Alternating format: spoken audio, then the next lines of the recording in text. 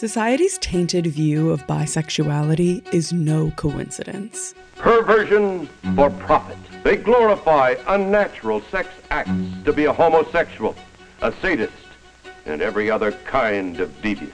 It can be traced back throughout the entire history of bisexuality. From the medical hijacking of bisexuality in 1892 to the political lesbian wars of the 1970s that created the biphobic template that's still circulating in sapphic spaces to this day. I just want to say that it ain't over till the bisexual speaks. Before the word bisexual existed, empires were built on bisexual love. A Roman emperor turned his boyfriend into a god. An African warrior queen had both female wives and a harem of male lovers. And a 23-year-old bisexual Jewish woman from the Bronx had a major hand in inventing Pride Month. In this episode, we're explaining where all these stereotypes really come from to tell you the real story of bisexuality, from ancient times to our modern-day icons that prove bisexuals are community leaders that can never be boiled down to a stereotype. What's going on, everybody? Welcome back to the Queer Collective podcast. I'm your host, Carbon. And I'm Emily. And welcome to the show. And this episode is presented by Beducated and Tomboy X, but more on them later. Chapter 1. Before the word, there was the world. I'm talking about ancient bisexuality as the global human default. This is what I'm here to prove to you. That we were all born bisexual. Yeah, and the rest is history.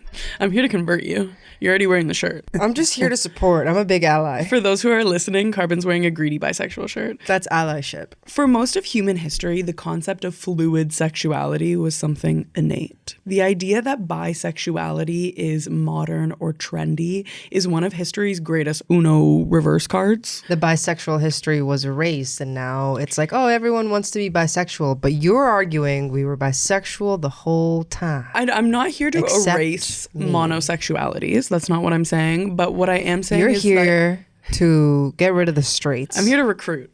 Join us. No, it's more that this idea that bisexuality to this day is trendy. Right. It's unnatural. You're in a state of transition. You need to choose something, et cetera, et cetera. But in ancient civilizations, like bisexuality was always innate. What kind of civilizations had bisexuality as their presenting sponsor? Story number 1 is the divine blueprint. I'm talking Inanna, the original queer clergy from 2300 BCE. That's 3,000 years before ancient Greece. What's the E? Before Christ, everlasting. Don't ask me those questions. I don't know.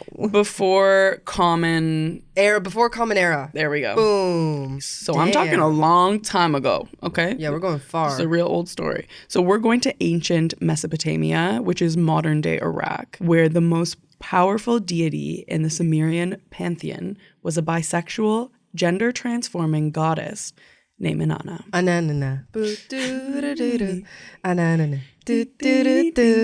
Inanna was later known as Ishtar and was the goddess of love, war, and transformation.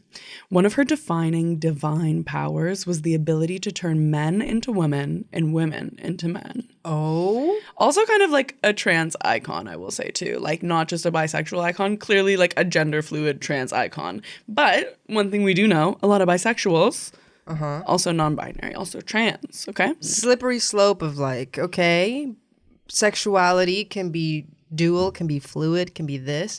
So can my gender, so can my everything about my whole being. And she inflicts it on others, changing their genders. I like that. It sounds a bit like of a dommy mommy goddess. Dommy mommy? Yeah. Sounds like she was recruiting. Or they, who knows? I don't know. Surely I have so much in common with her. Okay, so her father god, Enki, is described in ancient texts as having created a third gender, neither male or female, who became Inanna's sacred clergy. So this is kind of like the person that serves her. That's what your clergy is. Yeah. It gives you wisdom, serves you. That kind of thing. Of course. Right? We must all have our clergy, those who give us wisdom. Mine. No, actually, I think I'm yours. You think you give me wisdom? Look at me right now. Oh my God. Smash that like button if you think I'm Carbon's clergy. Yeah, I got street smarts. Okay, fine. We give each other wisdom. So the clergy that Inanna's father made for her is neither male nor female and is what we would today call non-binary. And this was recognized over 3,000 years ago as a divinely created category.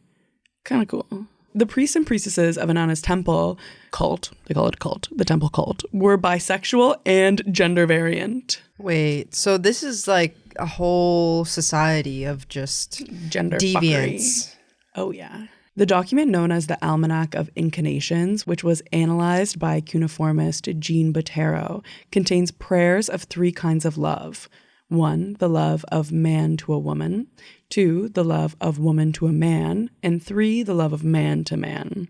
No woman to woman in here? I know, kind of a bummer. So here's the thing. Did a man write this? My sourcing note is that female same-sex prayers are notably absent from surviving almanac texts. However, scholars are uncertain whether this reflects societal prohibition or simply like gaps in survival. Like this is a very old text going on. Right. So no one's like made a claim that it was absent. It's just they haven't found it. Right? Maybe it was hidden.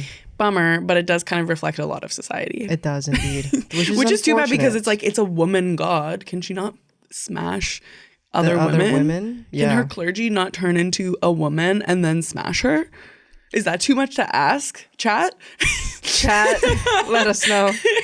In this text that was like containing prayers for all these 3 kinds of loves, the verb ramu was used, meaning cordial and sentimental attachment, and the gods blessed all 3 equally. No religious prohibitions opposed to any of them. Except women smashing. It just was absent, which I will say this does kind of reflect a lot of like sapphic history. Yeah. Is that it's just kind of like, doesn't exist. It's happening in the closet. They're just BFFs. It's none of our business. You can go off and play.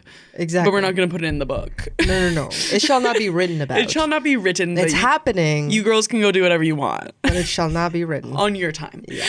Just don't tell me about it. Don't tell me about it. Well, maybe you do. So the high priestess of Inanna's temple was actually a woman named Enheduanna, who wrote devotional poetry to the goddess in the 23rd century BCE. She is actually the earliest named author in human history, and she was a woman. She could write? Let's go women's rights. That was allowed back then? Yeah. She was the first. She was the first. We love it. The earliest named, the earliest that we know about. And the first person in recorded human history to sign their name to a piece of writing that was a woman. We really backtracked that then. So like, what, 3,000 years BCE was it that she was the first woman author? Then they were like, you know what? Never mind. We're going to take Erase that.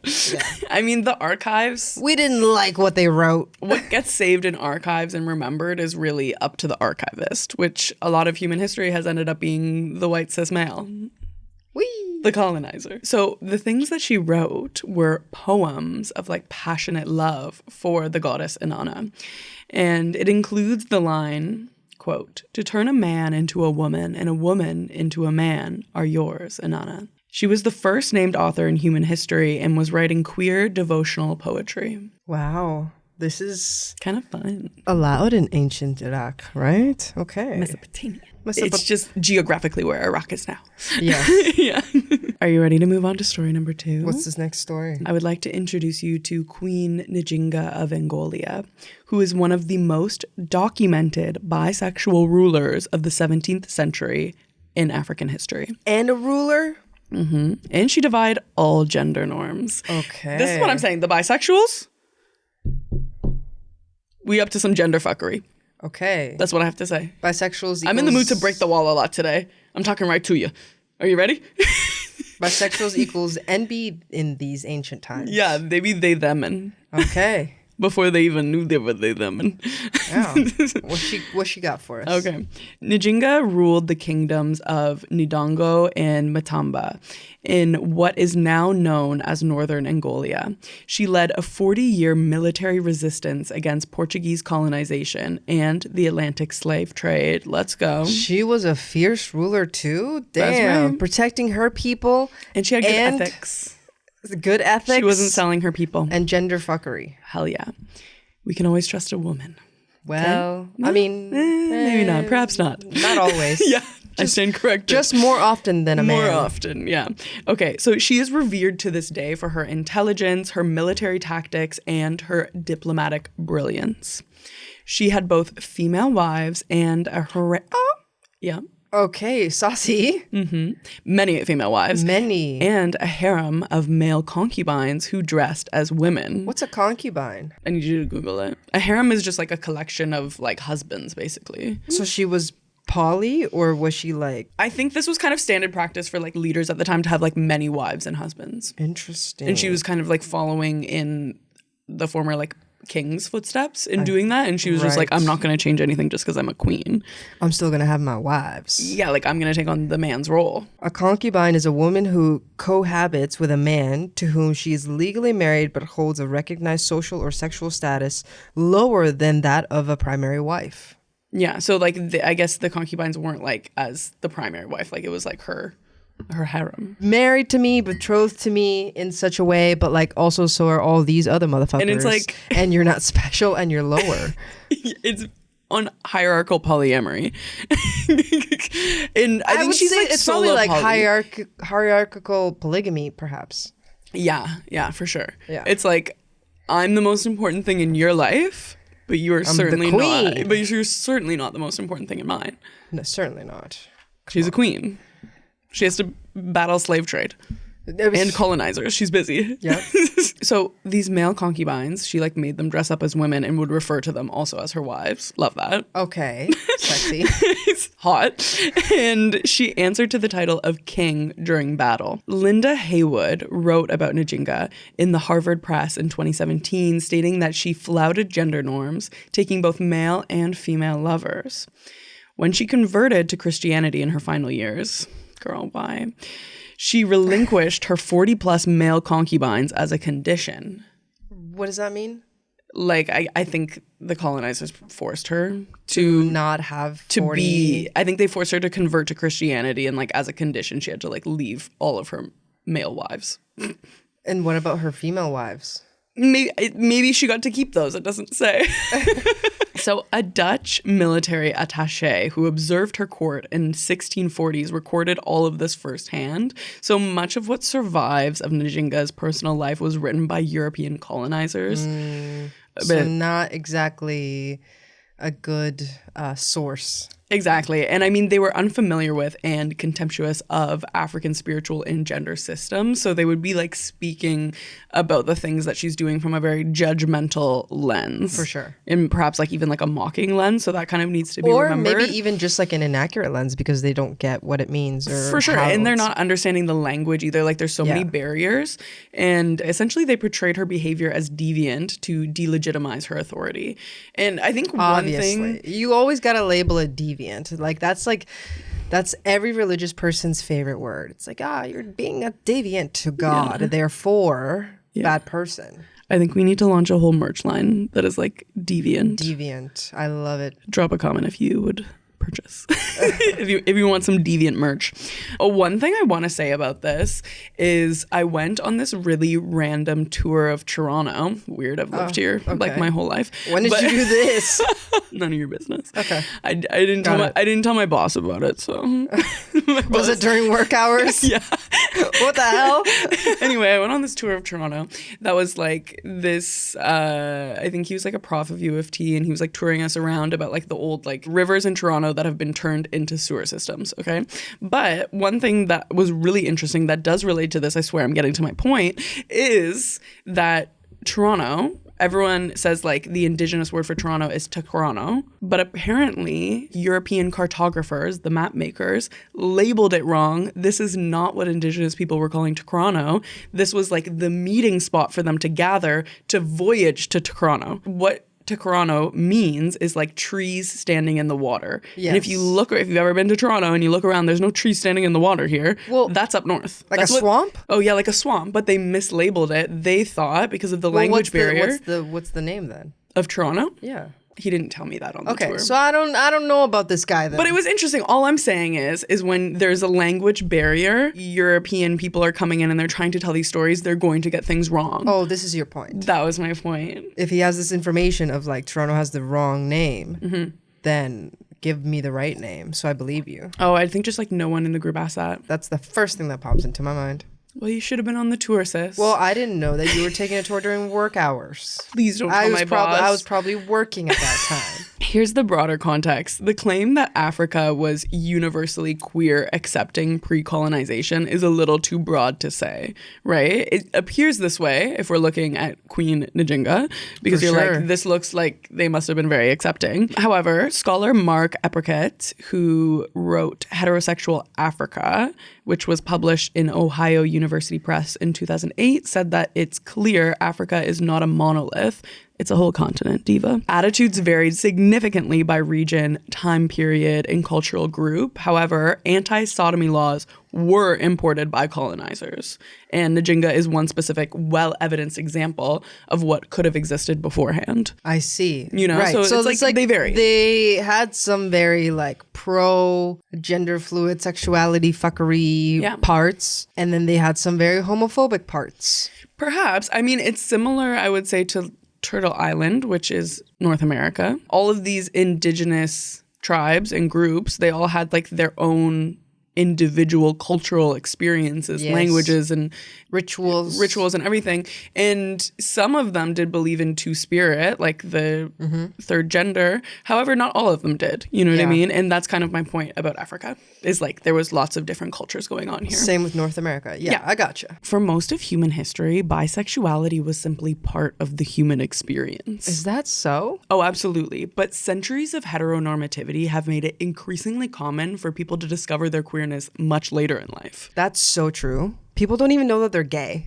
And when you start dating the same sex, it can feel like you're a virgin all over again. Yeah, I definitely went through that. And I feel like the pressure to please your partner can get you really in your head. Absolutely. But I want our listeners to remember that sex is a skill. And just like any skill, you can learn it from the best. And practice makes perfect. If you really want to level up your skills, you should check out today's sponsor, Beducated. It's an incredible sex education platform that I stumbled upon recently that has changed the game for me. Beducated helped me shift my perspective in a big way. Nobody expects you to be born knowing any other skill like playing piano. So why do we expect people to be naturally good in bed? Doesn't make sense. Especially when it comes to something like no one ever taught you, like queer sex. And with Pride Weekend around the corner, there couldn't be a better time to tap into Beducated's 150 plus expert-led courses on everything from G-spot orgasms to mind-boggling oral techniques that'll make your partner go...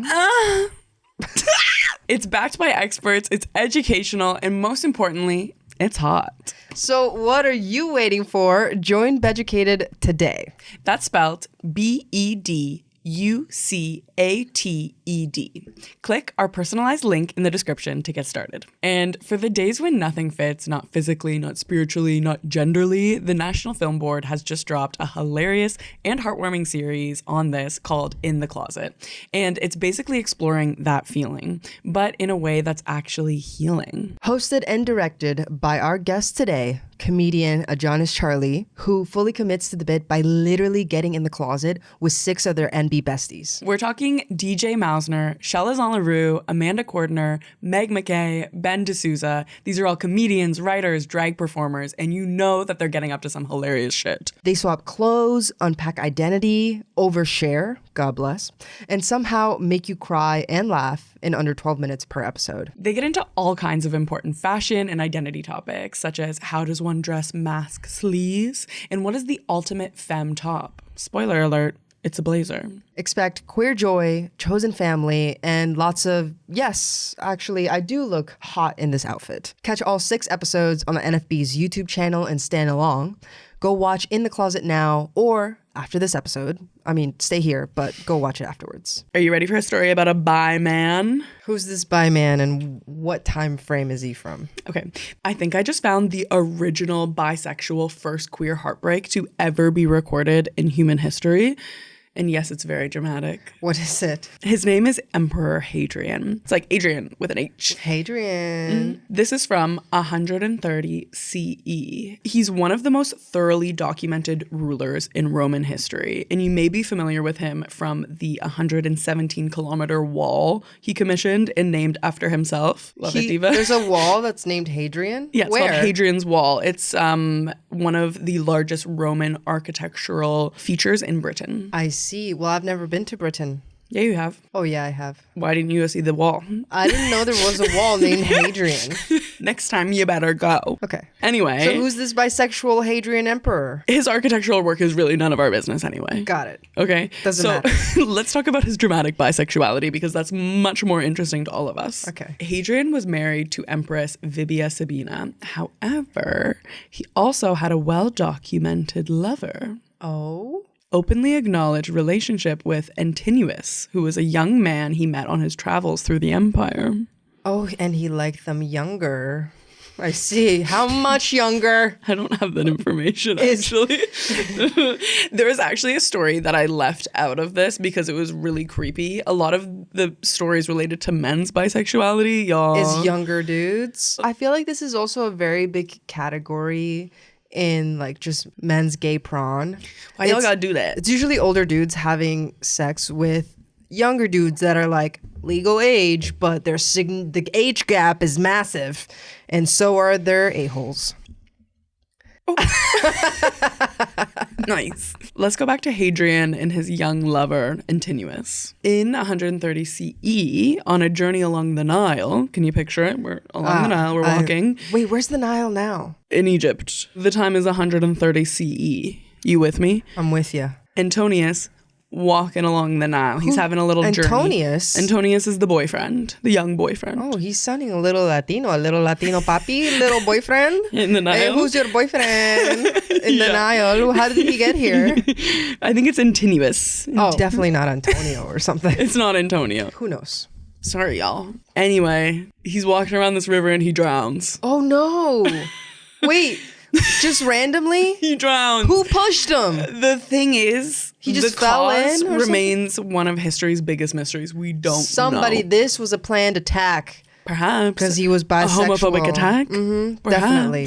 I don't doubt it. Maybe it was the Emperor Hadrian's wife. A jealous lover. I just made that up. Don't repeat that. Allegedly. It would be a good story, though. Alleged by you.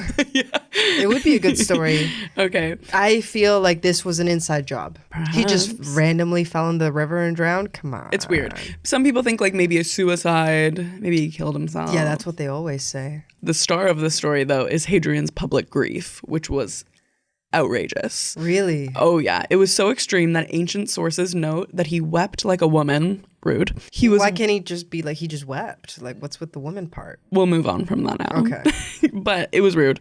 Anyway, he was widely criticized, not for loving a man. People were chill with that. They were cool with that? They were cool with the man part, but they were not cool with the excessive public nature of his grief. Oh, they didn't like him crying like a woman. It was toxic masculinity and misogyny, but no homophobia at this point, all right? They're like, you can love a dude, but don't freaking They're like, show be me your bisexual, tears. but stop crying. Dishonor on you, dishonor on your cow. There's nothing quite like your first queer heartbreak, especially when it ends so dramatically like this. This is true. All around the world, in every time frame, this is true. What do you think he did next? Did he kill himself too? He founded a city named Antinopolis near the place where Antonius died.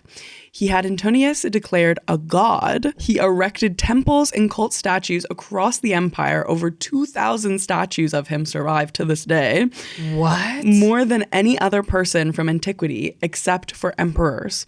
So this is just like a regular dude from this time who has so many statues.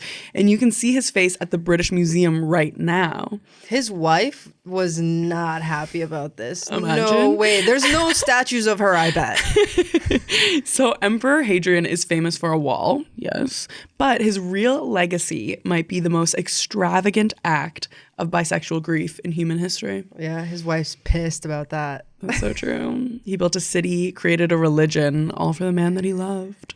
That if it was his wife, which maybe, that killed really, him? that, like, what if it was? That would have really backfired.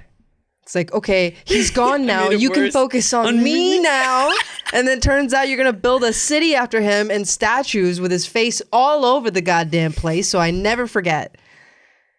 Or maybe it wasn't his wife. I don't know. I'm just saying. Jealousy runs deep.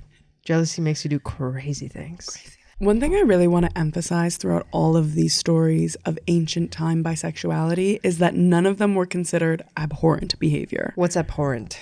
Bad. Oh, Disgusting. no. All of them- You can't do that. Everyone was chill with all these stories of bisexuality. In fact, like, these were people in leadership positions, you know, that were revered. Bisexuality at the time was the default. And Eva Contrella writes in the Yale University Press in an article titled Bisexuality in the Ancient World that, quote, bisexuality was intrinsic to the cultures of the ancient world. In both Greece and Rome, same-gender sexual relationships were acknowledged, and those between men were not only tolerated, but widely celebrated in literature and art. Celebrated, too. That's so team. Well, not women on women. Really annoying. The patriarchy runs deep, y'all. It's never not run. So, I mean, I could do literally a whole episode, I think, just on ancient times. Like, if you guys want one that's just ancient times, we could do that. Because I had to just select a few episodes because I wanted to keep it pushing to modern times because there's so many more interesting things that happens about bisexuality. But my point here, Yeah. and I think I made it, is that bisexuality and fluid sexuality was like intrinsic. It was innate.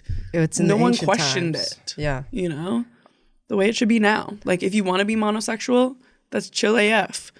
But if you want to be fluid, you want to get a boyfriend, you want boyfriend, you get a boyfriend. I think I'm monosexual. That's, yeah. And I'm not putting that down. Yeah. That's my point. I'm just saying, if you want it, you could have done it. You can have it. Yeah, you can do whatever you want in ancient times. Moving on to chapter 2. They named us to erase us. The 1892 medical hijacking of bisexuality. You ready? Medical hijacking? What? So this is how bisexuality went from being fluid to being like, the term is introduced and like the concept is hijacked by the medical industry, basically. How did they hijack it? You may be wondering, I am. how did we go from the default sexuality to one of the most stigmatized? I'm super wondering. Hell yeah. And to answer this question, we have to go back to 1892. Before 1892, the term bisexual referred to plants with both male and female reproductive organs. Oh. It was a gardening term. I had no idea. Bisexual was for plants? Yeah. We got some bisexual plants out here. It was kind of more of a gender term at that point. Interesting. Right? Like having both reproductive organs.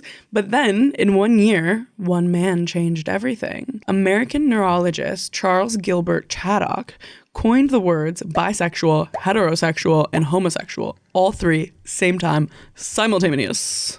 Simultaneous. Wait, why did he do that? How did he do it? So he was kind of just the translator, if we're really being fair. It was a German doctor that we have to give credit for this monstrosity.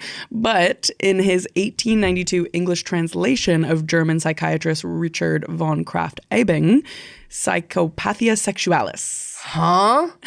So basically, in 1892, he did the English translation of a German psychiatrist book, which was the Psychopathia Sexualis. Got it. And this is Richard von Krafft. So he was basically translating what it means to be heterosexual, homosexual, bisexual, but we didn't have English terms for it, or we kind of already did, but it was used for plants. We didn't have English terms at this point. Okay. None of it was labeled, but they were labeling it in Germany, basically. And this is where like a lot of this research was coming out of. Yeah, until the Nazis burned the books. Exactly, but this was actually kind of the bad side of it. This wasn't good. Oh. Richard von Krafft was like super pathologizing. Like he didn't fuck with it. I see. Okay, let me explain more. see. So the Psychopathia Sexualis was a forensic textbook for psychiatrists, physicians, and judges. So it helped to criminalize queer people, right? No. It presented 238 case histories of what Krafft considered sexual perversions. So it Yikes. reads very similarly to my diary. You have a diary? No, I should get one though. You'll never write. I will never write in it. Yeah, that's so true. Okay, but get this. It was deliberately written partly in Latin to keep the public from learning the truth about sexuality. So it had all of these stories of, quote, sexual perversions, but they didn't want people to read it, so they made it in a very inaccessible language that only, like, academics understood. But I thought he was translating. Yeah, but they kept it in Latin, like certain parts of it that were, like, maybe threatening to the general order That's of sexuality. fucked up, man. They kept it in Latin. That's effed up. So Kraft's diagnosis for people attracted to more than one gender was psychosexual hermaphrodism. Oh, but that's not what that means. That's what he thought bisexuality was. So he thought it was a condition caused by degenerate hereditary, and it was treatable by hypnosis, electricity, and avoidance of masturbation. My God. I'm never going to get better. Electric shock therapy and avoidance of masturbation And hypnosis. is insane. And how did he come to that conclusion? It sounds like he's guessing. At this point, a lot of like these doctors were just making shit up. Yeah, You they're know what like, I mean? I think Especially we can like do Freud. that. We're Yeah. going to talk about Freud in a minute. That guy just made shit up. Well, I feel like if you shock somebody enough times, they'll stop doing something just because they're afraid of the pain. You like condition them into like fearing something. It just teaches someone to have like shame about something, though. It doesn't make it Yeah. go away. No, I know. It just makes That's them more what I mean. shameful. Yeah. But it, like physically, it could make you stop doing something just because you're afraid of the repercussions, which was like physical. It'll make you electric. so mentally ill. Of course, yeah. In simple terms, the word bisexual entered the English language as a medical diagnosis for a diseased, degenerate brain. Classic. That's our legacy, divas. Degenerates. Yeah. Where did this idea of bisexuality being a transitional phase come from? It came from the father of so many disproven theories, Sigmund Freud. Oh, father of all fraud. Yeah, of all fraud. Freud the fraud. So he actually had this theory that everyone is born bisexual. I can get on board with that. We can give him that. We can give him that. He was incorrect, but we can give him that. So he said this: "We have come to know that all human beings are bisexual in the sense that their libido is distributed between objects of both sexes." He's always just like Making shit up. He's usually wrong both ways, whether you like the theory or not. The thing is, he becomes so famous because a broken clock is what, correct? Twice a day? Uh-huh. And I think that's that. And that's him. And that's him, the broken clock. If you just say enough bad shit, eventually one of them you'll actually get right just by complete guess. Exactly. So the reason that he thought everyone was born bisexual is because of embryology. This was his theory. Since human embryos begin with the potential to develop into either biological sex, Freud, along with Kraft, Ebing, that German guy, Right. and Willem Files, concluded that the brain's mechanism for sexual behavior must follow the same logic, aka we're all born bisexual, and as we matured, we would either become heterosexual or homosexual. Interesting theory. I mean, for its time, I could see that being like a possible theory. And it was. So Freud wasn't necessarily a bi icon for saying everybody was born bisexual. Imagine Freud as a bi icon. He wasn't. He actually thought bisexuality was immature and embarrassing. Well, he also thought that women's orgasms were immature and embarrassing. He thought a lot of things, a lot of really fun, great things. He thought they were immature and embarrassing. So obviously this theory is incredibly wrong and has been thoroughly disproven. Bisexuality is a distinct and stable identity. Let's just get that straight for many people. And it's been proven over and over again. In 2008, Dr. Lisa Diamond released a landmark 10-year study that followed 78 bisexual women and found that they rarely switch their identity to exclusively lesbian or straight. Mm-hmm. It's a stable identity, Freud. And women's orgasms are real, Freud. Despite how wrong he was, Freud was obviously like one of the major thinkers of the time. Yeah, he And loves to think. he loves to think. No one thinks more than him. But it's just a phase stereotype of like bisexuality being immature and transitional. Yeah. Definitely stuck. And we can see that this is one of the first spots where a stereotype around bisexuality begins to emerge. And this is definitely like directly tied to Freud's claims. Okay, I get it. So the embryo is capable of being homosexual or heterosexual, but by not fully picking a side, you are immature because you never fully matured into never fully developed into what you were supposed to be, which is one or the other. It's a little confusing to me, this idea, because like why would that develop so much later and how would that connect to embryology? I don't know. I could see the line of thinking. It's just like a not fully thought out path. But I could see like the theory of like, I don't know, like if you can be a man or a woman, then maybe you could be this too. And maybe you're stuck in this limbo of like not being able to fully develop as a human. Therefore, you need to stop masturbating and experience. I will not. Thanks so much. Shock therapy. I can't. Today, Freud would think that you're not fully developed and that I am fully developed, in which case but he he's thought wrong. You were bad. Yeah. He thought you were like a degenerate though still. Yeah, it's like I you went in the fully wrong developed, direction. but wrong. But wrong. Yeah, it was still bad. Which is like, you're wrong on both counts. Exactly. I'm not wrong and I'm not fully developed. I think we've had enough of these shitty medical doctors trying to like hijack our sexuality. Are we ready to meet somebody who's a bisexual icon and was helping rewrite this like medical definition around Take bisexuality? me to the good stuff. Come on. Okay. Many of us may be familiar with the Kinsey scale. It's a groundbreaking historical model that introduced the idea that sexuality exists along a spectrum. Classic, yes. You familiar? True. I'm very familiar. Wonderful.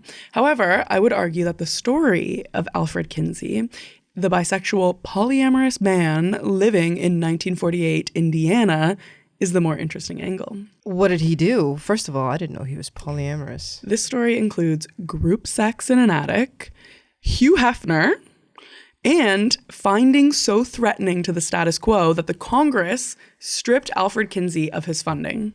He had funding for this? For the orgies or for the... Yeah, they really? were funded orgies. Yeah, you want to hear? Yes. Have I piqued your interest? Yeah. Okay, I'm so glad. Imagine being paid to have group sex. What? Tell me more now. I mean, prawn stars? Yeah. Prawn stars. Prawn stars. This is true. Okay, so Kinsey realized that he was bisexual at a very young age, but was raised in a deeply religious home that left him feeling very shameful about his own desires. Mm-hmm. As many of us are. Of course. So he went on to marry a woman in 1921 and had 4 children with her, but his biographies revealed a more sexually deviant story beyond the surface. He and his wife had an open marriage and he was actively bisexual. He was doing a lot of shit. If you're watching this episode and you're thinking open relationships do sound like the thing for me, but I just don't know where to start, where do I go? How do I meet people? Where do I put my hands? I know exactly where you should put your hands, and it's on the dating app Field. That's actually where the two of us started exploring when we just opened up our relationship. The dating landscape is riddled with alienating behaviors like mindless swiping and ghosting. It may seem inconceivable that anything else out there exists, but it does. You have options. Field, the dating app for the curious, is a space where open-minded people come to playfully explore each other and themselves. In the same way that entering a different room can bring out a different side of yourself, stepping onto Field may reveal new parts of yourself that you haven't met before. There's breathing room to explore your desires. Think relationship anarchy, cuddling, being a brat. And find communities that share your interests. Think D&D, tennis, zine making. Free from ads and completely independent, this is the space that draws curious, playful, open-minded people such as yourself. In connecting more deeply to yourself, it's possible to find your people and build the community that you've been looking for. Here's a little preview of what life is like on Field. I used to think I was too femme to be dominant, too feminine to be anything but a woman, and too boxed in by labels that I never chose. But then I got on Field. Exploring ethical non-monogamy and kink there cracked something open in me, and I started playing with dominance and stepping into a side of myself that I'd always kept at an arm's length. By the end of the year, my gender and sexuality had shifted in ways I never saw coming, and I'm not the only one. 62% of Field members evolve their desires, identities, and interests within their first year on the app. When you're in a space with no expectations, no boxes to squeeze into, you get to see what's actually yours. So get out your phone right now, go to the App Store or Google Play and download Field. That's spelled F-E-E-L-D. Thank you, Field, for sponsoring this episode. At this time, he's kind of fighting against this bisexual label, actually. Like, he doesn't like the way the narrative of what Freud and Kraft even... Thanks like, to Freud, he's like, well, saying. that's deviant, so no, fuck that. he just doesn't like this narrative around it, like the Right. stigma that has been created. Oh, that he's not fully developed. Yeah, like he's not fully developed, that he's Wrong. like a sexual deviant, like all of Yeah. these things. He's like, no, this is normal and I'm going to prove it's normal, basically. Okay, sick. Yeah. So Kinsey was an obsessive, data-driven researcher, and his findings revolutionized how the world understood human sexuality. But some of the ways that he collected his data was genuinely unhinged. Okay. And it kind of blurs the lines between research lab and personal sex commune. Just personal pleasure. So are you ready to hear Kinsey's Yeah. messy story? You gotta tell me. All right. Kinsey had a film studio built on the 3rd floor of his Institute for Sex Research at Indiana University for the stated purpose. In the university? It was an attic in the university. What? For the stated purpose of documenting human sexual behavior on camera. Oh my God, he turned the university into a prawn studio? Yeah. Okay, so the films were kept under lock and key in a fireproof safe. Only a select few were allowed to see them.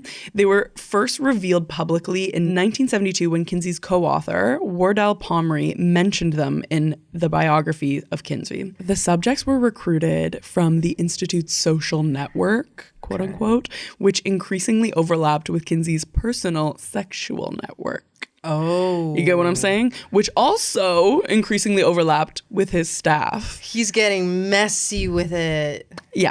So this is from James Jones' biography. And it says, He was fucking the staff too? yeah, so it says, Damn. Pomeroy had sex with Clyde's wife. Giepard had sex with Clara. Clyde had sex with Giepard's wife. And Kinsey had sex with everybody. Oh my goodness. He argued that because the Institute was investigating sex, there should be no shame or guilt or repugnance attached to any sexual activity among senior staff members. Senior staff members. He just wanted to fuck everybody. Yeah. Ah, he was a little slut. This is where Hugh Hefner comes in. What happened with Hugh Hefner? So after Kinsey's death, in exchange for a generous grant to the Institute, Hugh Hefner acquired copies of all the Institute's home movies, along with 8,000 other erotic films from Kinsey's collection. He wanted that for his personal findings, Oh, or yeah. Well, I why mean, did Hugh Hefner want it? Playboy. Hugh Hefner, like, if you know anything about Playboy, it was like very political. They would write a lot of like really interesting articles about like sexuality, about politics, and I'm just telling you the salacious details right now. But the research that Kinsey was doing was groundbreaking in terms of sexuality. Okay, tell me more. Okay. Release the files. Here's my honest assessment.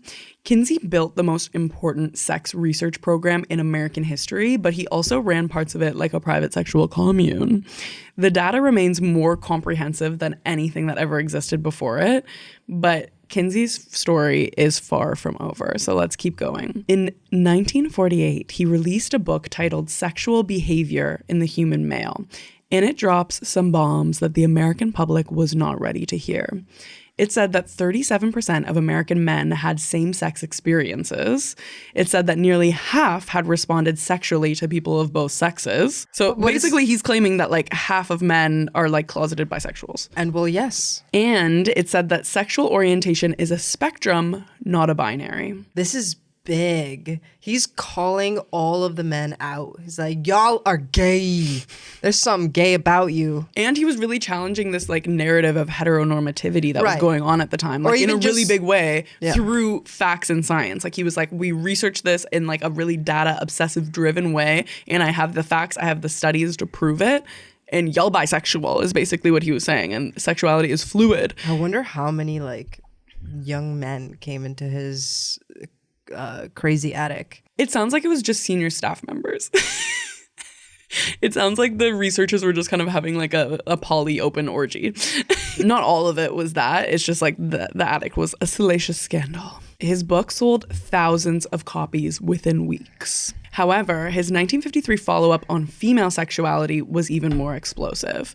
It featured the radical claim. Are you ready for it? Do you want to guess what the radical claim was? They have orgasms, contrary to Freudian belief. The Is that radical it? claim is kind of close, that women had sexual desires. Crazy. That's it. And Congress launched an investigation over it. What? Yeah. They were up in arms. No freaking way. This can't be happening. This just in. Women experience pleasure. Absolutely not. 1953. Imagine all of civilization, all of hundreds of thousands of years. I don't know how long we've been on Earth. The entirety of human existence of Homo sapiens on Earth. Yeah. And took till 1953 to be like, wait a minute, I think you like this too. When done in a specific way and not in like an, forceful way. I think it took that long for a man to realize that. Wow. Yeah. So here's the political fallout. So the amount of air inside a man's brain is just something I'll never understand. Here's the political fallout. This was all happening in the context of the lavender scare. Do you remember what this is? Lavender scare being like, oh no, there's homosexuals in the air and you can... In the air? In the air. And you can catch it too.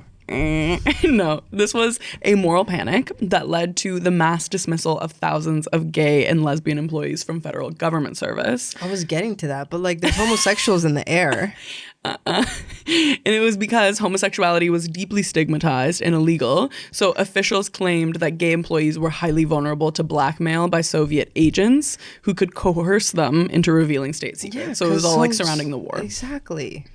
That's what I said. It's in the air. It's in the air. Yeah. Homosexuality is in the air. So basically, Kinsey got swept up into it, and Congress launched an investigation into him and the Rockefeller Foundation for possible communist ties. Were the Rockefellers funding this or something? Yeah, this was like his research institute or whatever. So here, well, it wasn't his institute. It was like the funding partner. Rockefeller. So they were looking into him. Yeah. Here's a quote from Congressman B. Carroll Reese on the floor of the U.S. House of Representatives in 1953. They said, "Here lies the story of how communism and socialism are financed in the U.S.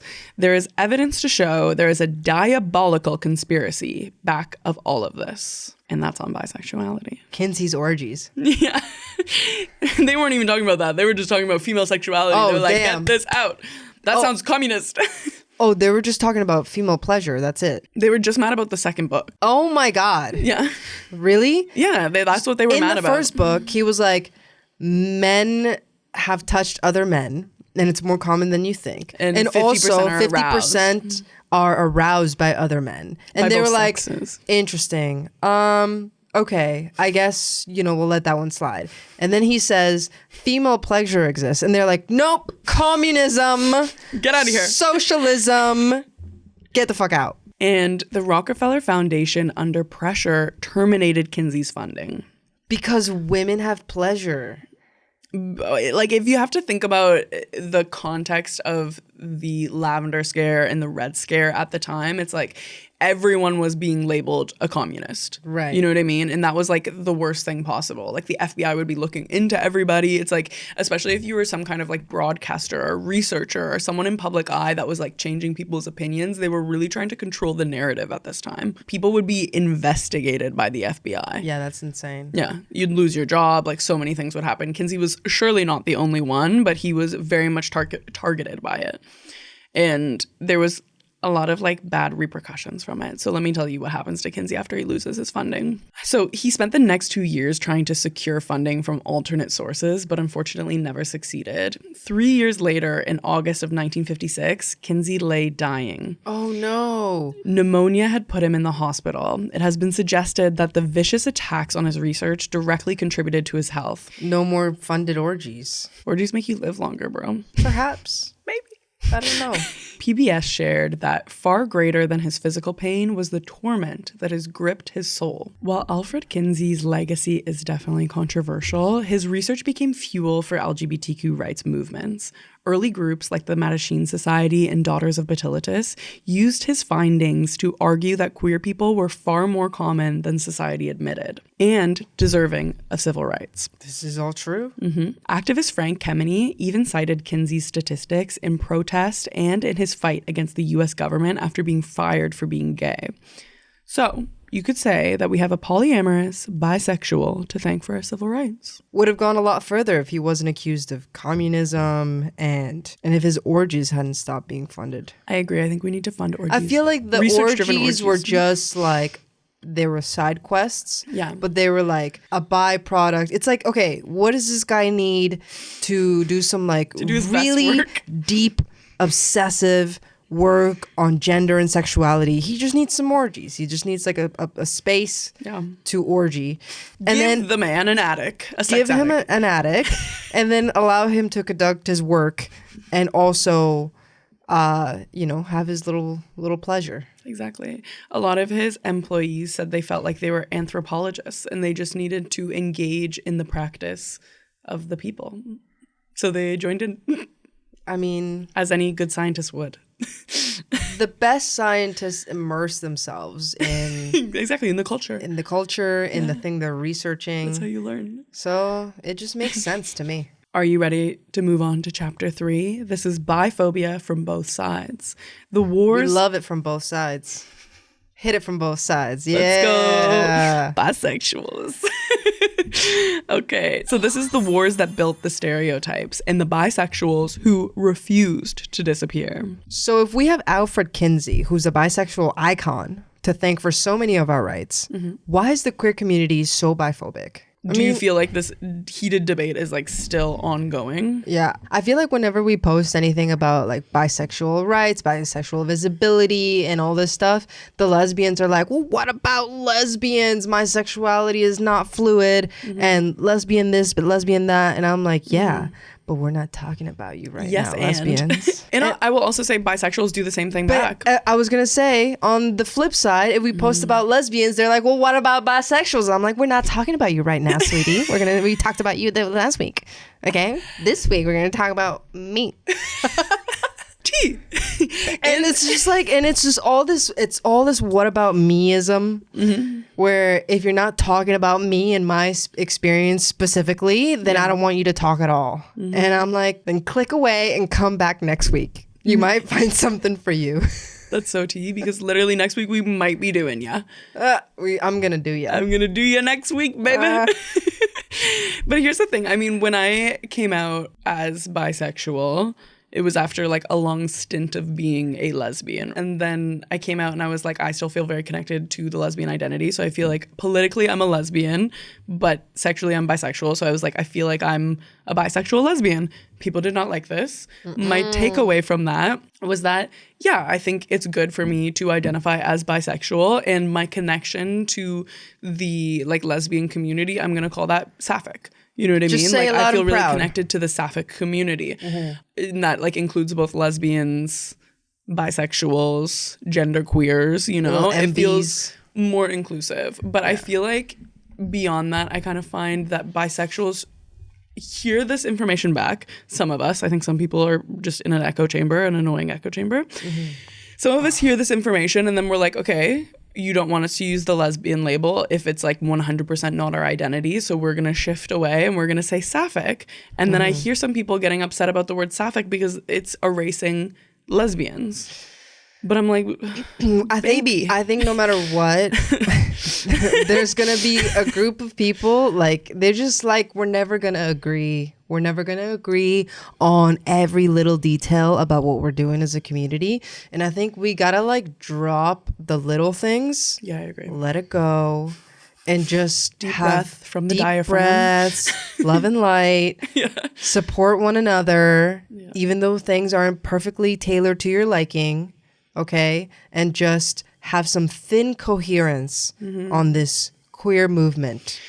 One thing, okay, when we get into thick coherence, the muddy, gutty it's details. too specific. It's too like, well, what about this? Well, what about this? Well, what about this about this? And what about this about this about this? And you're lose like, yo, so much time and energy focusing on things that aren't even a really big deal. Can any single one shut the fuck up? You just gotta shut the fuck up. And move forward. And I will say, I think one thing that gets really complicated for allies especially is like when we're constantly changing the nitty gritty language details, it makes people really confused. Like one of the things I heard recently is queer people now getting angry that straight people are using the word partner.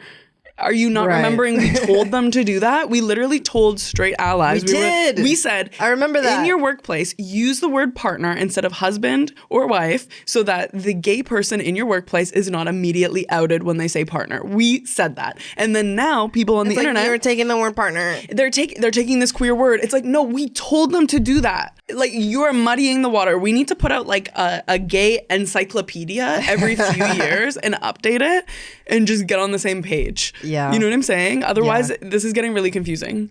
Yeah. To be honest, I feel like in my allyship and wearing this greedy bisexual shirt, I feel like a lot of lesbians would never do such a thing because they wouldn't want. But you're the best. I know. I'm just like actually awesome. But I feel like a lot of traditional lesbians would be like, well, I don't want anybody to think I'm bisexual. Like it's like a dirty thing. It's kind of giving the same energy as like when men don't want to be feminine in any form whatsoever out of fear that somebody might think they're gay. Yeah. And it's like, I can't have somebody think I'm gay. If you think I'm gay, then I'm gay. Like you're not, like you're fine. Well, you may be feeling like this bi versus lesbian divide is especially heated lately, but I'm here to tell you that this is nothing new. It's always been there.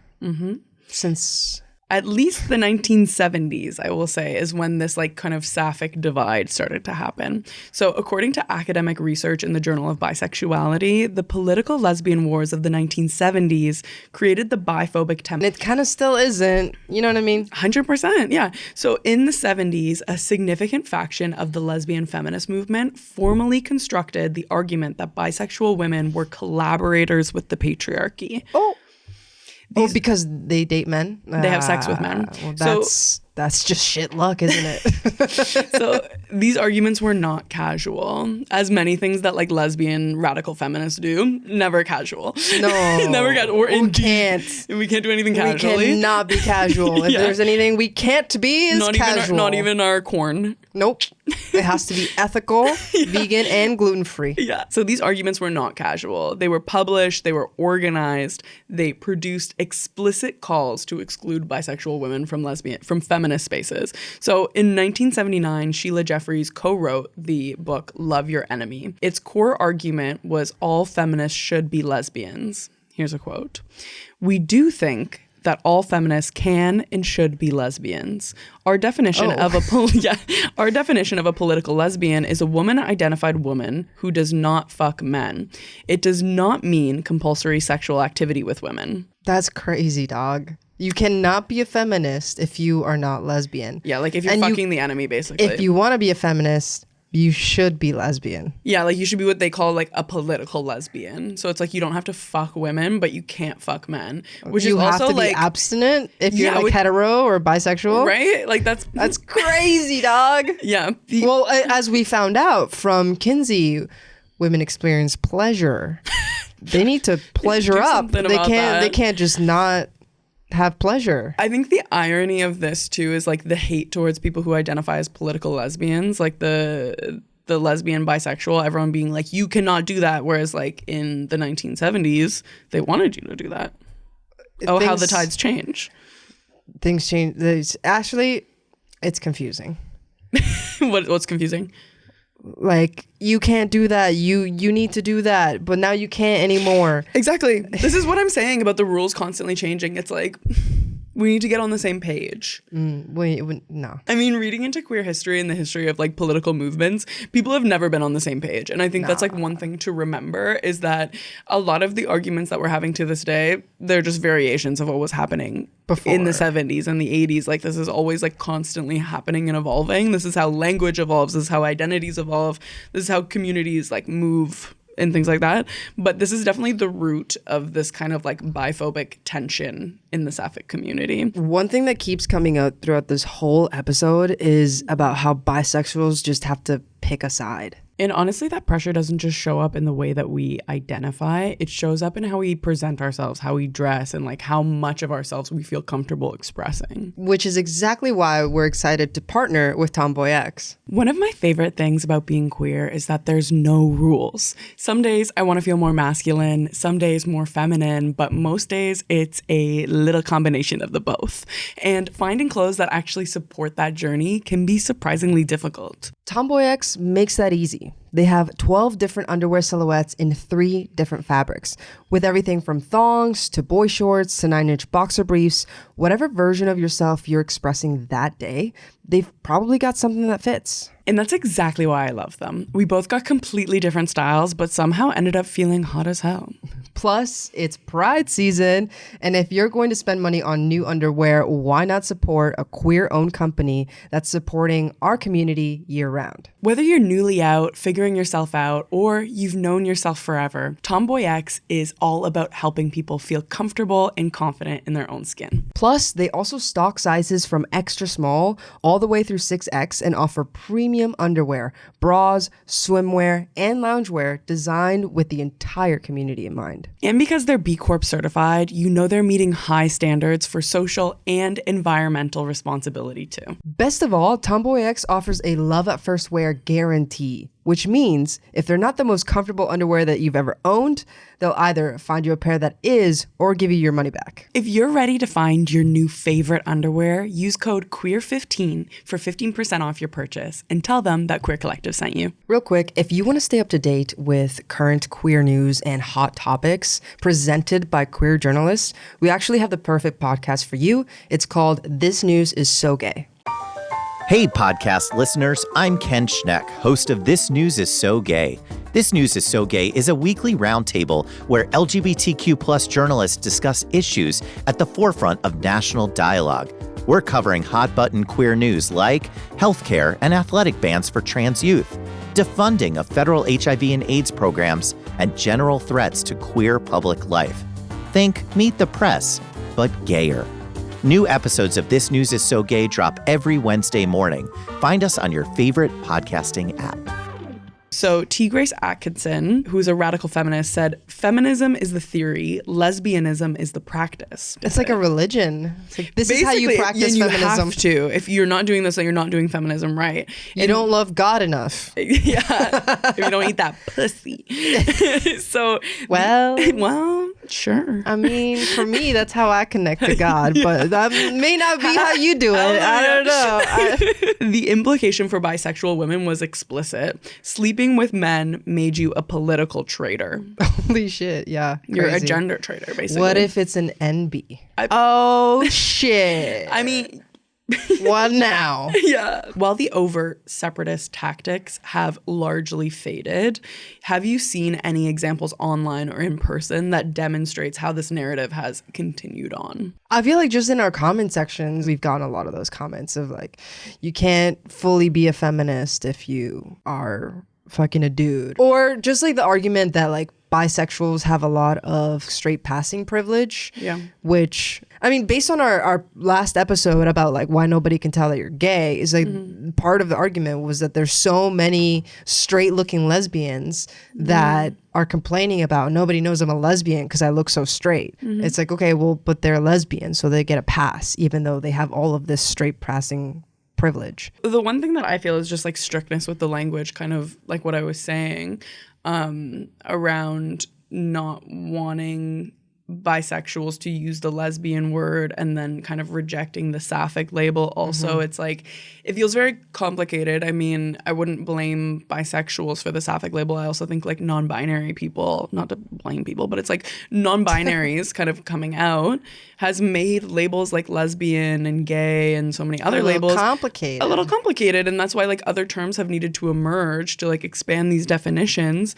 But even when we think about like butch femme, for example, a lot of people say like these are exclusively lesbian labels, but these were created and cultivated in like 1940s and 50s, like working class sapphic communities, and bisexuals were very much a part of this.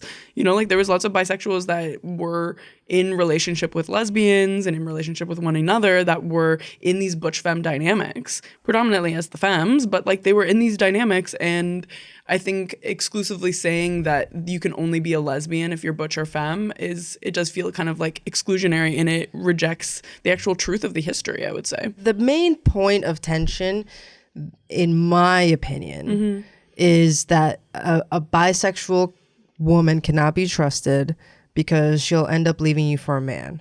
Right. And To be fair, there's a lot of bisexual women that are like, I'm bisexual, I love women, but I only have sex with them and I want to marry a man for whatever reason. It could be like it's easier in society. It could be I want to have kids. It could be like I'm just more attracted to men.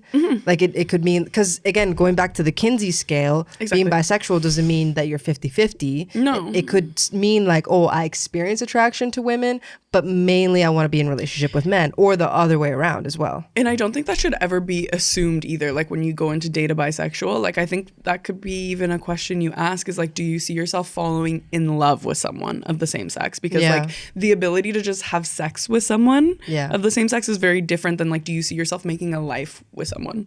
You know what I mean? And not in like an interrogation questioning way, because that's not a hot way to start a date. That's not very you hot, know, yeah. But it's just like, have you ever fallen in love with a woman? Could you see yourself doing that? And I think that's like an important question to ask of like some preliminary findings. Because there's like this given when it comes to lesbians of like, you're a lesbian, so obviously you see yourself with a woman long term. Of course. Whether it be me or somebody else. Like the fact of the matter is that it's going to be a woman regardless of who it is. So maybe there's just like a few different questions to ask when dating a bisexual, and then perhaps lesbians get their heart broken because they're assuming too much. Yeah, and I think the same way that everyone experiences gender in a different way, there's also like so many different ways to experience bisexuality. Like it is a fluid spectrum, and everyone's going to have kind of a different experience of that.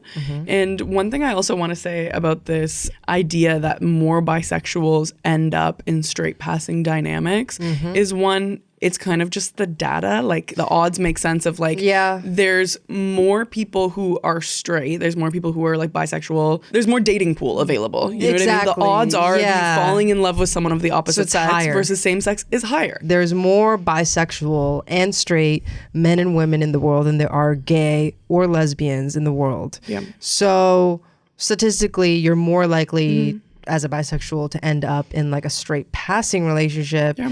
But it does end up sucking for a lot of people.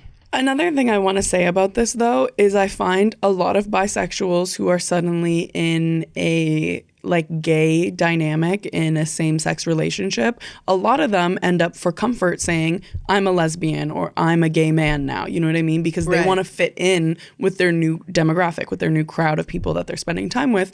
And I think this is actually a really huge problem. Like for all the bisexuals listening, I think that is hugely contributing to biphobia, because now people are only seeing examples of bisexuals who are in straight dynamics. You have made yourself invisible by saying that you're not bisexual when you are in a same-sex relationship. And I think that's a huge problem. Or and adding to this notion of like a bisexual woman turned lesbian is just like waiting to turn back. And adding to the issue of like assuming that lesbians just need like to find the right dick in their life to, you know, not be a lesbian because it was actually a bisexual woman that wasn't even a lesbian, you know. Like, and I mean, there's confusion that adds to that. Like for me, I think part of it was internalized biphobia as well. Part of it was me wanting to fit in with the community that I was part of, but also like it was me experiencing the bicycle for the first time. I realized I was queer. I had sex with women. I was like, this is dramatically better. I must be a lesbian. And during that time, I was having a dominant attraction to women because of like the bicycle. And I was like, okay, I'm a lesbian. You know what I mean? I was like, the facts make sense. So I think this is what I am. Adding up. And I didn't know anything about the bicycle at the time. And a lot of people don't. So it's not always like the bisexual's fault for being like, yeah, I think I'm a lesbian right now. Right. You know? So it's like there's nuance. There's nuance. Yeah, right. You're figuring stuff out can be confusing. Totally. So hold some space for people. We're going to hold space like we hold space for the lyrics of Defying Gravity. So moving on. Allow me to introduce you to the architect of the bisexual rights movement. This is Lani Kahamanu. This is a woman who has single-handedly shaped the narrative around bisexuality, but in order to do so, she first had to move through so much of her own internalized biphobia. Kind of like what we were just talking about bisexuals having to go through this transition phase. She was also someone who once identified as a lesbian, but then she went on to become this huge bisexual rights activist. So let's hear from her, because I think her story is going to be really relatable. I see. So she says, as far as my cultural roots and my identifying with Japanese people, Hawaiian people. I've always had a very proud, fierce connection with the culture. And on the other hand, coming out as bisexual, my internalized biphobia was just, I'm not like that. When I was an out lesbian, I fell in love with a man. Whoops, in 1980, that's a pretty big thing. And I couldn't even say I was bisexual. I said lesbian identified bisexual so quick because I just couldn't say bisexual by myself. I had to prove that I wasn't a traitor. I didn't want to be kicked out. It was my community. But the internalized biphobia was enormous. It took years. It really did. To kind of like, I'm not a swinger. I'm not into three-ways. Whatever stereotype I had in my head, I had to live through every single one of them. And as I met more people, as I talked about it, I thought, oh, well, no wonder I had to say lesbian identified bisexual. I was so biphobic, I couldn't do it. But there I was, in love with a man. Well, I was truly in love with this person. And how could that be wrong? So that's a quote from Lonnie. This reminds me of one time I was watching Mae Martin's Netflix special. They had a Netflix comedy special. In one of them, they were like, recently I had a relationship with a man after like however many years of like only dating women. Yeah. And initially hearing that, first of all, I was shocked. I was like, I didn't even know that you... Because they look so gay. So gay. Yeah. I didn't know that you could. I didn't know that you would. For a second, like, felt weird about it. Of like, I kind of, I don't know, always saw this person as like, this is, first of all, a lesbian person. Yeah. And like that will never waver. Like this is one thing I know for sure is that you're gay and you'll never date a man. And then it was wrong. And it was like probably like a few minutes while I was watching that I was like, I was still hung up on that, even though they had moved on to like other jokes. And I was like, hang on, but that thing that you said about this dude. And it just kind of made me like put into perspective in that moment that like no matter how butchy, lesbian, gay they look, like you can't hold people to expectations just because you see them a certain way, especially if it's somebody that you don't know, but also if it's somebody that you do know. Like you just can't hold them to be whatever it is that you see them as forever. Yeah. This is kind of that complicated piece because I remember there was this huge scandal of that person, Betty Who. Oh, yeah. Who went on that podcast and said, I'm holding space for other like famous lesbians. And she specifically said Renee Rapp, which I think was the problem. But she's like, I'm holding space for other lesbians to potentially change their identity, you know? And a lot of people did not like that. That was a huge point of contention. Like, I think it was actually a valid thing to say, maybe not like specifically targeting one person and invalidating their identity, but I think like hold space for people to change and evolve in every facet of their life. You know what I mean? Not just as a bisexual. It's like people are going to grow and change throughout their life. So many things are going to interact with you. Or somebody could be bisexual and then later on in life be like, never mind, actually I am a lesbian. Exactly. Like Kaylani. And accept that. Accept what someone says to you. Yeah. You know what I mean? Don't invalidate it.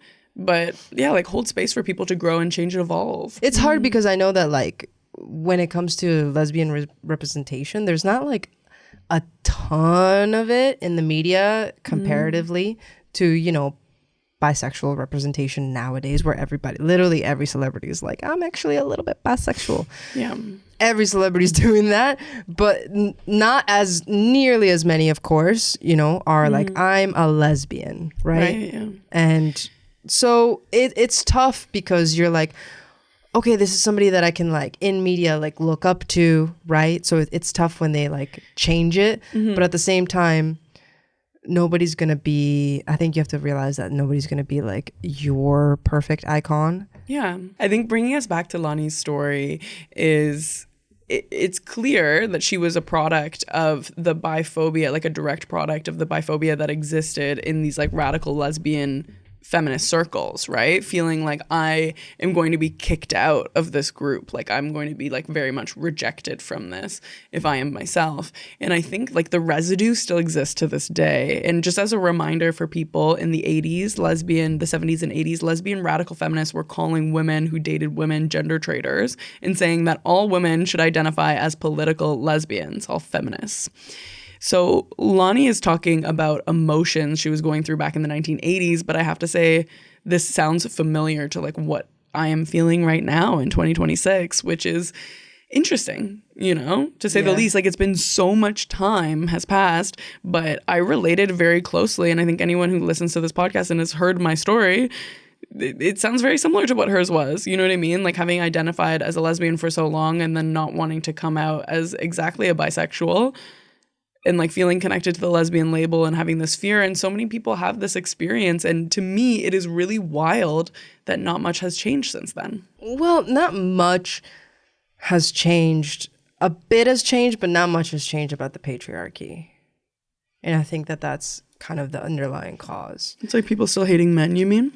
Not just hating men, but I think that there's this hurt when a bisexual woman who used to date a lesbian ends up with a man, because it's like now you're going to have seemingly easier life where you won't get questioned in society, where you won't experience the same level of whether it be oppression or judgment, etc.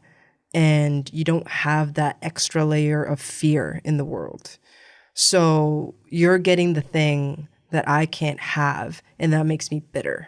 Right. I think this is a misconception, though. Like this idea that bisexuals in straight passing relationships are, one, actually straight passing, and two, that they're having an easier, better time. Like the data actually shows to us that bisexuals have much higher rates of mental health issues and feelings of like lack of belonging than like lesbian and gay people in these circles. So 80.1% of bisexual people have experienced a mental health disorder at some point in their lifetime. And this is compared with 41.7% of heterosexual people and 63.5% of lesbian and gay people.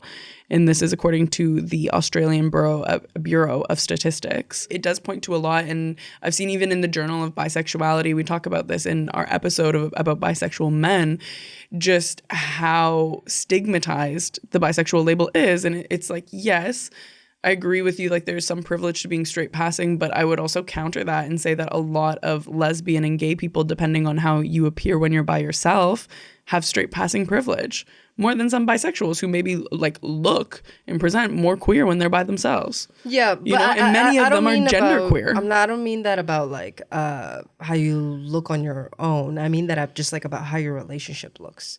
And again, this is like, yeah, you're right. Like it is throwing kind of like this like rose color like blanket on somebody's relationship. Yeah. And not knowing like the ins and outs of like whatever they might be experiencing, the hardships they might be experiencing. But just to like generalize it, it's like this layer of discrimination that if you're in a straight passing relationship that you don't experience, even though you may be experiencing higher like levels of like mental health issues or experiencing something else entirely. Like, well, according to the Journal of Bisexuality, the explanation for why bisexuals are actually experiencing these higher rates of mental health issues is because of this lack of belonging and this feeling of exclusion in both heterosexual and queer spaces. You know what I mean? There's like this not really having a sense of fitting in anywhere in society, right?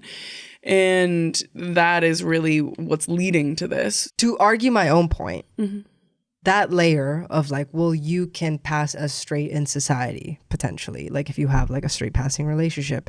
And that makes it in this facet of, you know, life and existing, it makes it easier for you than it does for me. And that's like a point of tension, right, between, say, lesbians and bisexual women.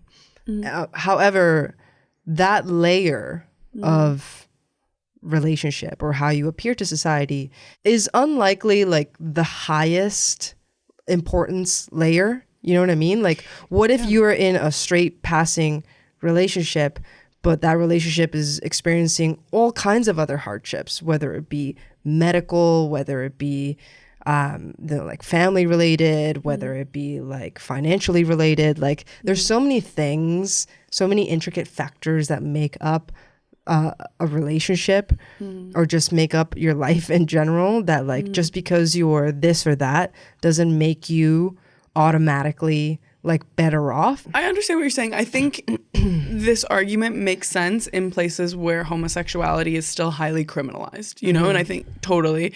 I feel like it is losing its importance in North America, specifically in Canada. I know it's getting a little tricky over there in the States, but I think specifically in Canada. This is a very good argument in other parts of the world, though. For sure, absolutely. But I think specifically in these circles that we're kind of talking about, which like we are kind of talking about like a Canadian circles. American kind of context right now, and like British colonies type of context, when these sort of needs have been met of like your civil rights, kind of you're moving up like this Maslow's hierarchy of needs to like this need of belonging. Yes. You know what I mean? Yeah. So once I have like my basic human rights are now met, now I feel like in straight spaces, I'm in gay spaces, like not having this feeling of belonging is leading to very high mental health Lack issues. of community. Lack of community, if we were lower on the Maslow's hierarchy of needs, where queer people don't even have those basic human rights, for sure, then in that case, I think the argument makes sense. The bisexual in a straight passing relationship is much better off than the I would agree with same-sex that. relationship. Yeah, I would agree with that argument. I just don't think it makes sense in today's context.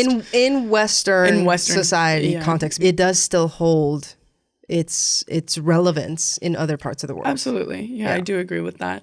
Kind of moving on back to Lonnie. First, I want to say that I think the solution to this is to make ourselves more visible as bisexuals. Like, I think that is kind of one of the biggest problems is like when we allow ourselves to kind of ask this question of like, are you uncomfortable right now or are you actually unsafe? And if you're just uncomfortable, make yourself openly bisexual in that setting, you know what I mean? And be like proudly bisexual and create some good bisexual representation in that moment and be visible so people get a new idea of who and what a bisexual is, especially when we're in same-sex relationships, you know what I mean? Like have these different kinds of representations, like show representations of like masc women bisexuals, of like predominantly gay bisexuals. Like I want to see more of this, you know, and I want to see you being loud and proud. All kinds. Flood the market with bisexuality. Flood the market with different variations of bisexuality. And I want to see more bisexuals making spaces specifically to celebrate bisexuality. You know what I mean? And like in Toronto, we're starting to do that, which is really dope. I'm seeing multiple parties and organizations doing that, which is sick and is very needed, you know? But let me tell you a little bit more about Lonnie because she's one of the original lesbian transition to bisexual activists. By 1990, Lonnie and other bisexual activists were fed up with the stereotypes and they had a response, and it was the Bisexual Manifesto. Oh, damn. So the Bisexual Manifesto included these key themes. Here's a passage. We are tired of being analyzed, defined, and represented by people other than ourselves, or worse yet, not considered at all. We are frustrated by the imposed isolation and invisibility that comes from being told or expected to choose either a homosexual or heterosexual identity. Monosexuality is a heterosexist dictate used to oppress homosexuals and to negate the validity of bisexuality. Bisexuality is a whole fluid identity. That's a quote from the Bisexual Manifesto. And let me include, I have two more quotes that kind of sum up the idea of what was in this manifesto. Do not mistake our fluidity for confusion, irresponsibility, or an inability to commit. Do not equate promiscuity, infidelity, or unsafe sexual behavior with bisexuality. Those are human traits that cross all sexual orientations. That's Jesus. Word. Yeah. I think that's true. Like, honestly, any bisexual stereotype is like, you could say that about anyone else. An inability to commit, like being irresponsible, being confused. It's like, one, that's not all bisexuals, but also like there's plenty of lesbians, there's plenty of straight people, there's plenty of straight men who do that. You know what I mean? Like, Like, there's plenty of human beings. These are human being traits. Absolutely. You Yeah. know? We're all confused. Yeah. We're all We're all living life for the first time. non-committal. Yeah. I don't know. I think this is like my 5th time. That's fair. And we're all irresponsible. Here's my last quote. We are angered by those who refuse to accept our existence, our issues, our contributions, our alliances, our voice. It is time for the bisexual voice to be heard. The manifesto explicitly stated, don't assume that there are only 2 genders. This is important. They said this in 1990. So this was years before mainstream queer theory caught up to this framing. The bisexual community was ahead of the curve on gender non-binary and gender nonconformity. And almost nobody talks about it, right? So people oftentimes confuse bisexuality as being binary, as being like, I'm only into men and women, and we don't date non-binary people. But that is a lie. Yeah, bisexual binary. Yeah. But turns out that in the manifesto, they were like, no. Early on. Yeah. And I think this is really interesting for people to consider. And I would really recommend, if you're confused, if you want to be bi or pan, which label you want to use, I'd recommend you go check out our episode Bi versus Pan. In that episode, I do a really deep dive into the history of pansexuality. So you can kind of get an understanding of the difference between the 2 labels. But I think the interesting key thing here is both of them recognize a fluid gender experience. You know, neither of them are a gender binary. Sexual attraction as well. They just have like different histories, you know, and it depends on which one you resonate with. Like I would say Kinsey, I would be really interesting today to see like which label Kinsey would choose, right? Because back in the day, back in like 1950s, he didn't want to identify with bisexual because it's a label that was created by an institution of men who wanted to erase us, who didn't like us, who wanted to label us as like all of these stereotypes and bad things. So it has been reclaimed, clearly. There's been like a bi manifesto. There's been lots of incredible bi activists who have reclaimed the label. But I mean, pansexuality was written, it's one of the few labels that is created by our own community. But the thing is too, is like pansexuality is under the bi umbrella. So if you're pan, you're also bi. Some people don't like that. Yeah, but that's the way it is. Well, rules are some rules. would argue I'm going to enforce some rules here, okay? We need to get you all in line. Anyways, moving on. Beyond the manifesto, Lonnie was one of the principal architects of the bisexual rights movement. She co-founded BiPol, which was the first feminist bisexual political action group. So she was like, if these feminist lesbians aren't going to include me, I'm going to make my own group with the bisexuals. And she did this in 1983. And then the Bay Area Bisexual Network in 1987, and helped coordinate the first national bisexual conference in 1990, where BiNet USA was founded. Then came the 1993 March on Washington. Lonnie organized a 12-city campaign to get prominent gay and lesbian activists to endorse including bisexual in the marches. She was scheduled as the final speaker. Moments before she took the stage, organizers told her to cut her speech from 5 minutes to 2. They were over time, and Lonnie was not deterred. So basically, she said, hola. She said, hola. ¿Cómo estás? So basically, she said, aloha. My name is Lonnie Kehamanu, and it ain't over until the bisexual speaks. And she said her piece. Damn. She was not deterred. She came in with a mission. That's right. So we have a bisexual to thank for a lot of things. Well, we have 2 now, at least. No, I'm talking about Kinsey. Yeah. Do you want to meet one more?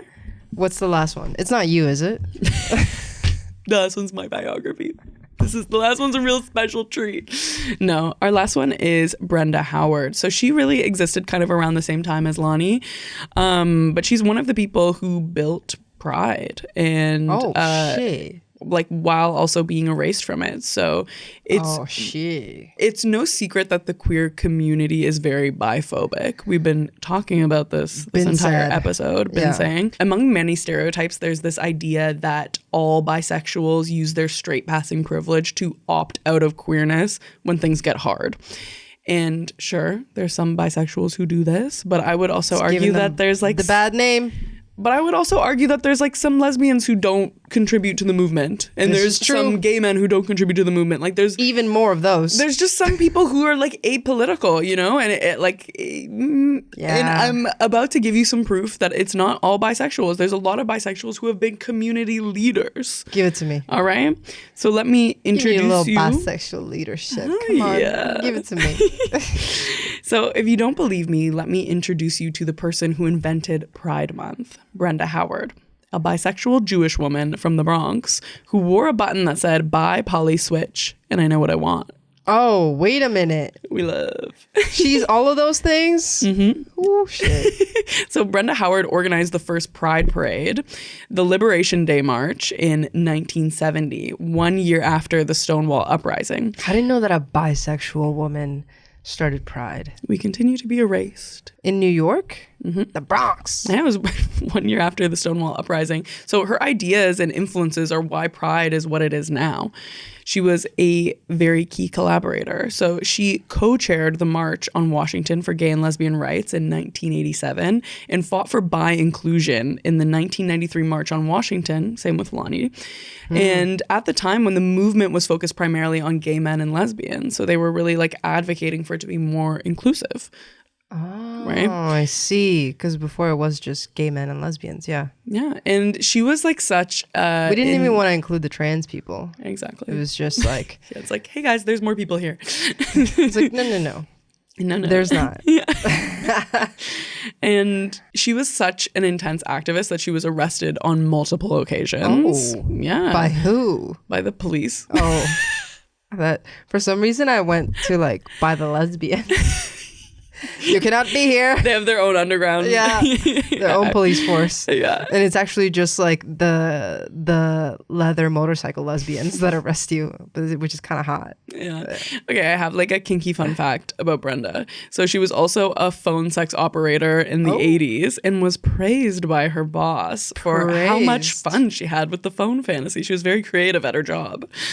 What? She sounds like a very creative woman. Absolutely. And Larry Nelson, who was Brenda's longtime partner, said she was an in-your-face activist. She fought for anyone who had their rights trampled on. I like her. The next time someone says something biphobic, remind them that we have Brenda Howard, a bisexual woman, to thank for Pride marches. So that's everything that we have for you today. And if you want to check out more bisexual episodes, we have a whole playlist on bisexuality. It's in our YouTube channel. Make sure to go check it out. If you like the video, make sure to like and subscribe. And if you're listening on your favorite podcast app, make sure to leave us a 5-star review because it really does help the podcast out. And a big thank you to today's sponsors, Beducated and Tomboy X. This is a reminder to click those links in the description so that they know that we sent you. That's everything that we have. And until next time.